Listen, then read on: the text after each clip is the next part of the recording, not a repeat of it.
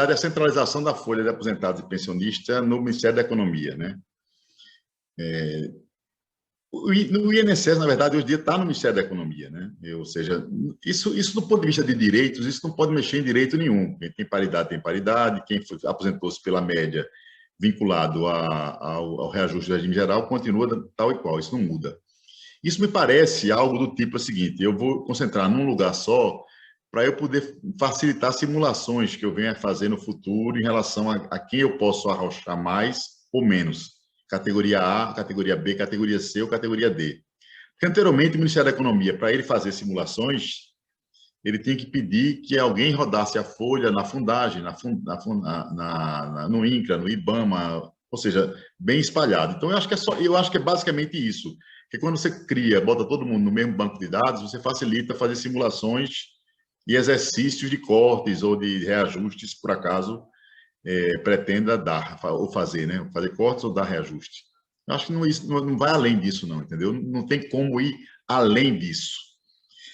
E veja, em relação a tirar da despesa, já tirou há muito tempo, desde a época do Fernando Henrique Cardoso, que quando você pega o balanço federal anual, a despesa de pensionistas e aposentados ela é apropriada do ponto de vista do demonstrativo contábil e da execução orçamentária de forma distinta dos servidores da ativa. É completamente distinto, sempre foi, ou seja, já é classificado. Você não tinha, mesmo antes que a folha era una, já rodava só tudo no órgão, mas na realidade eram duas folhas. Ele rodava-se a folha de ativo e a folha de aposentado e pensionista, apesar de ser rodado junto. Para a contabilidade, para a execução orçamentária, era separado, ou seja, já está separado desde 1996, 97, por aí, desde a época da FHC, nas demonstrações contábeis que quando você vai ver a execução orçamentária.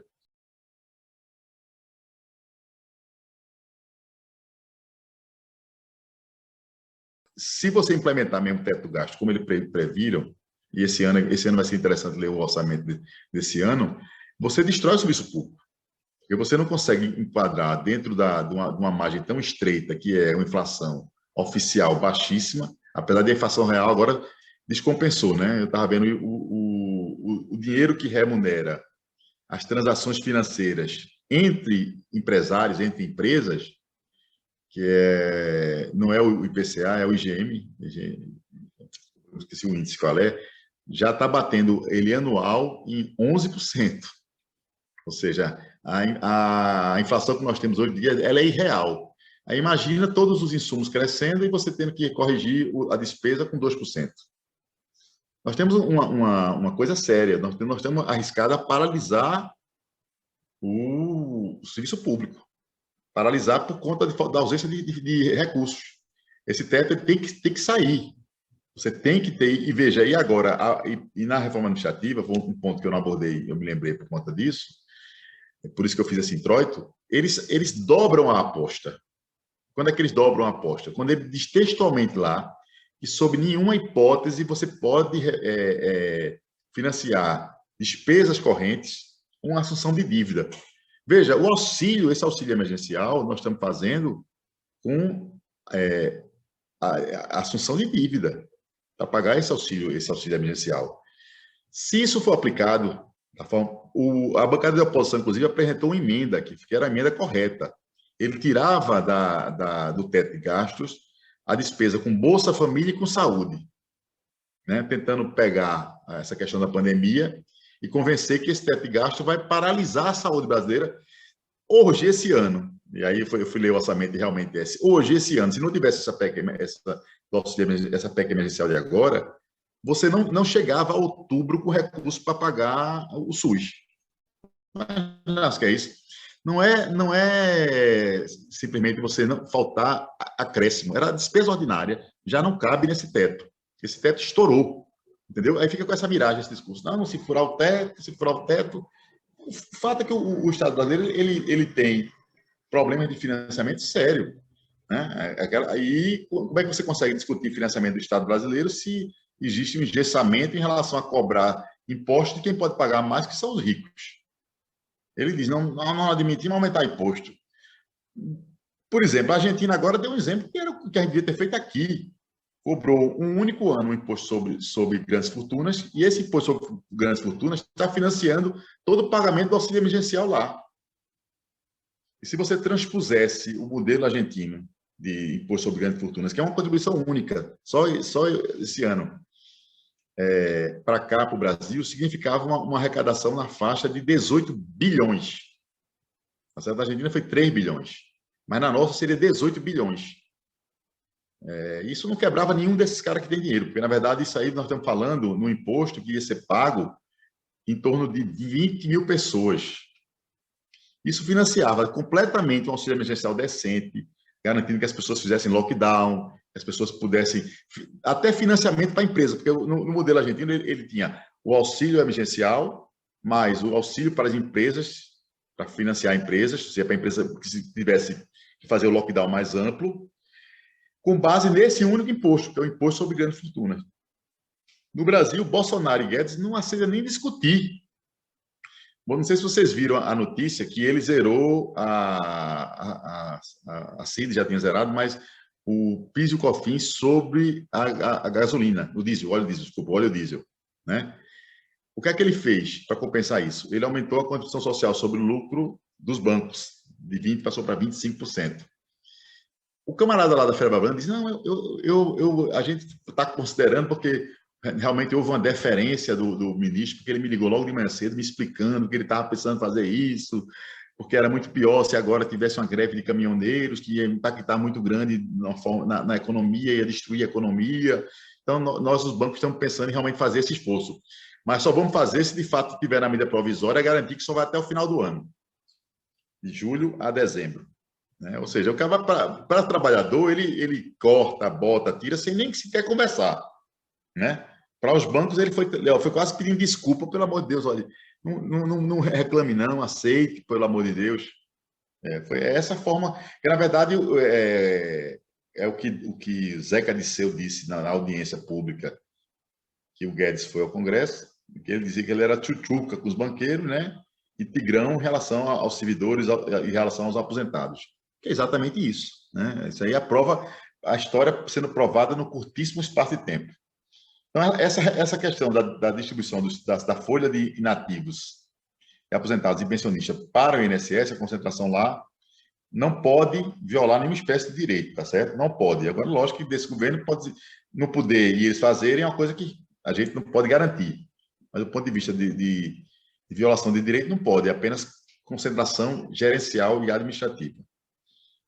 E ele diz lá na introdução da ordem de serviço nessa linha. Ele diz que é, inclusive, para facilitar a escrituração, a contabilização dessa despesa que hoje tem que esperar o somatório vindo de vários órgãos.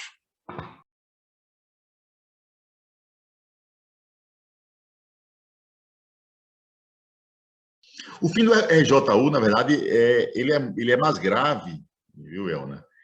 Porque você vai criar, dentro do serviço público, duas categorias de servidores.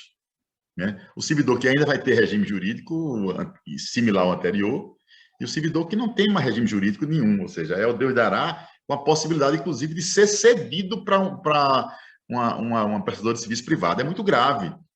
Eu não sei como é que alguém faz gestão de pessoal, muito sinceramente, pensando racionalmente. Como é que você faz gestão de pessoal tendo servidores, trabalhadores de primeira e de segunda classe? Eu não consigo entender isso.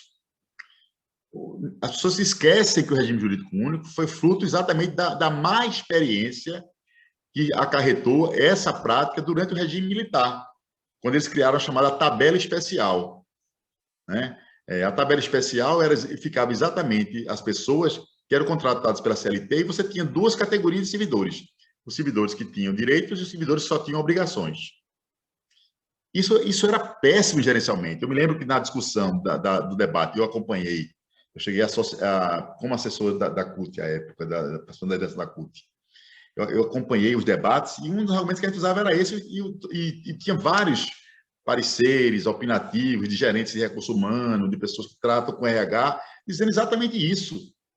Fica impossível você gerenciar pessoal quando você cria essas escalas tão díspares de direitos, né, e de obrigações e de deveres. Né? E, nesse caso, ele está aprofundando mais ainda. Né? Ele pode ter 3, que é o cara ser servidor e estar prestando serviço numa terceirizada, entendeu? Então, é algo muito sério, é muito terrível do ponto de vista do funcionamento do serviço público, porque nós temos uma experiência recente, né? A experiência do período do golpe militar, que fez isso e criou o caos do ponto de vista gerencial, do ponto de vista da qualidade do serviço público, tá certo? Criou uma espécie de apartheid. Eu me lembro muito bem disso, que eu peguei essa época, que foi uma das primeiras mobilizações, e sempre que a gente ia discutir lá, ia ter um debate, alguém dizia, não, mas essas colocações que o senhor está fazendo aí, a mim não me atinge, porque eu não sou da tabela especial, sou servidor de carreira. O cara dizia com orgulho, então, eu sou uma casta e você aí não vale nada, entendeu? Foi por isso, inclusive, esse caldo de cultura foi que possibilitou uma vitória política dos servidores e a criação do regime jurídico único. Então, isso é muito grave. Parece ser uma besteira, uma coisa, uma filigrana, um esperneio, mas não é. E a gente pode trazer a história como aliada para fazer esse debate no Congresso Nacional.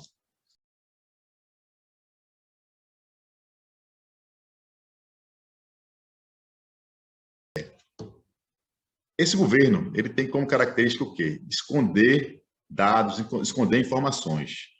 Mas a experiência tem demonstrado que, nesse caso, o Poder Judiciário tem sido diligente em quebrar isso. Você lembra que eles quiseram esconder o número de mortos do coronavírus. Quem imagina, numa pandemia, querer esconder informações de morte, número de mortos do coronavírus, você não imagina o que esses caras topam esconder. Né? Se algo que é público, está sendo acompanhado e todo mundo está de olho para saber como você vai ficar, como está desenvolvendo a doença para o conjunto da população. Ele pensou em esconder, publicou um decreto escondendo, né? Mas foi barrado.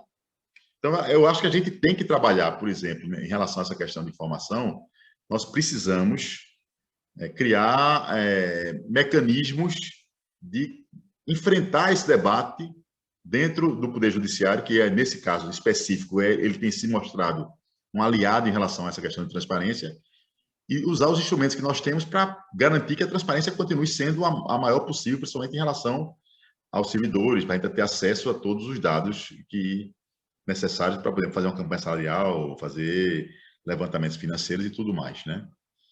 Então, eu acho que a gente precisa ter isso. E em relação a isso, uma coisa que eu queria dizer aqui, que eu falei, acho que eu falei com o Zé rapidamente, conversando antes dessa reforma, desse debate nosso aqui, nós temos um problema nas categorias de servidores. É porque os servidores públicos não estão infensos à influência do bolsonarismo. Há uma influência real e concreta deles nas categorias de servidores. Aí isso significa o quê? Significa que nós temos que tratar esse problema. E tratar esse problema, ao meu ver, é tentar dar transparência de quem é bolsonarista. Ou seja, botar o camarada, trazer ele à luz.